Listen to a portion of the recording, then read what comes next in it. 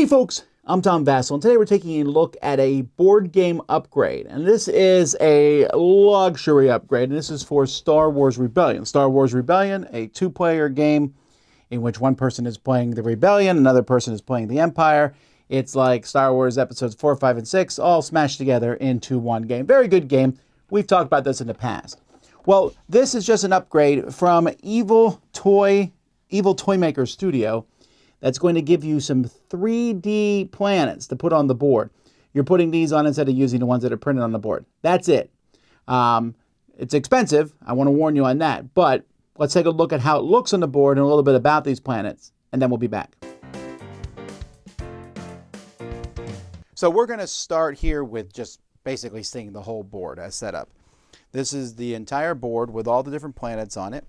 And one of the things to note here when you look at the planets is you can see that let me show you this. So they're on a plastic stand, and underneath it there's a base, and then that covers up the planet, except it leaves the information you need to know about that planet open. These are pretty hefty planets. The plastic stands are pretty good, although one of ours, the Kashyyyk, and I'll be really careful here, you can see that it's snapped and we glued it back together. So we're being a little bit careful about that. That's that. We're just going to kind of show you what I'm going to do here is just kind of take a look at all the different planets here around the board. I really like. I mean, each planet, I've always been amused that in Star Wars, each planet is essentially one type of terrain. But there's one for all the different planets. There's a little Hoth standing there. And there's Corellia. I think this might be my favorite planet here. This Malastare. It looks close to Earth, I think, but it has more of a unique flavor. Although Coruscant is a really cool looking planet too. So again, you can see these look pretty good on the board. Okay, as we take a look at these here, so let's take a look closer at one in person. Like I said, they have a decent heft to them, and they do come out of the base here. So the stand is glued in, the base comes out because we're going to be able to put them away. But you can see, looks like they're hand painted. They look fantastic all around. I'll show you a couple other ones. That's my Guido. I'm actually not sure I don't know a whole lot about that planet. Let me show you Mon Calamari here.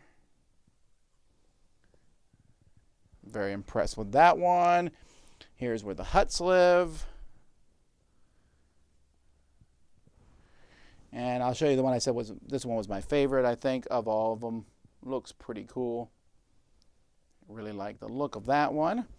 And then Coruscant here, which almost looks like a Star Destroyer. In fact, you're going to have to paint the Death Star if you're going to be able to use these on the board.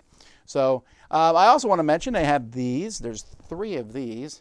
This is for when the Death Star blows something up. So let's say it blows up Kashyyyk, which happens in almost every game. Then you remove that, and now you have a destroyed planet there. And you got 3 of these. So when 3 planets blow up, and there's, I guess, it is hard for a Death Star to blow things up. But I think that looks pretty cool. I might say that Sullust here actually looks like it is a blown up planet. There's definitely differences there, but they have some similar look to them. In the box, and then the planets are going to fit here. This is a smaller planet, so it would fit into that spot, into the foam. While the medium planets, here's a medium planet here, they fit into these spots here. And so let's put that in properly. Fits nicely into there. And then you have a layer of foam on the top, and you would just go through and put each one in there. So they have spots for there's 3 levels for big planets, small planets, and little planets. And then you'd have to keep it in a separate box. You're not going to be able to keep these in the Star Wars Rebellion box, that's for sure.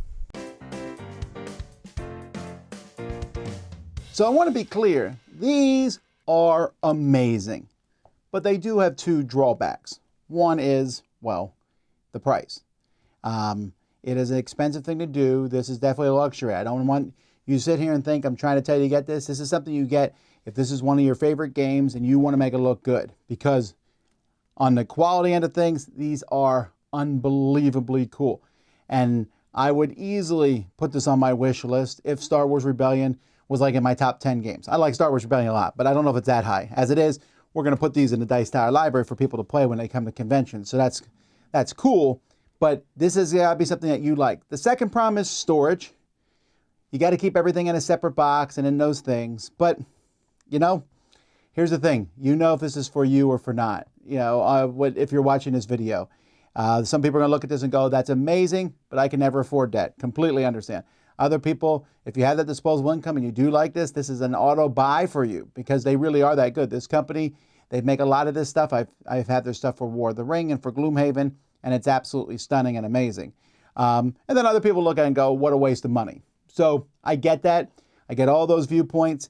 From my end as a personal gamer, I don't know that I could afford these. I would save up for them if it was, like I said, in my top 10 games. From the Dice Tower convention perspective, we think they're really cool. We'll put them in there. And for you, well, that's a choice that you have to make. So again, this is from a company called Evil Toymaker Studio. You can check out their stuff online and see what you think, but I think these are pretty neat.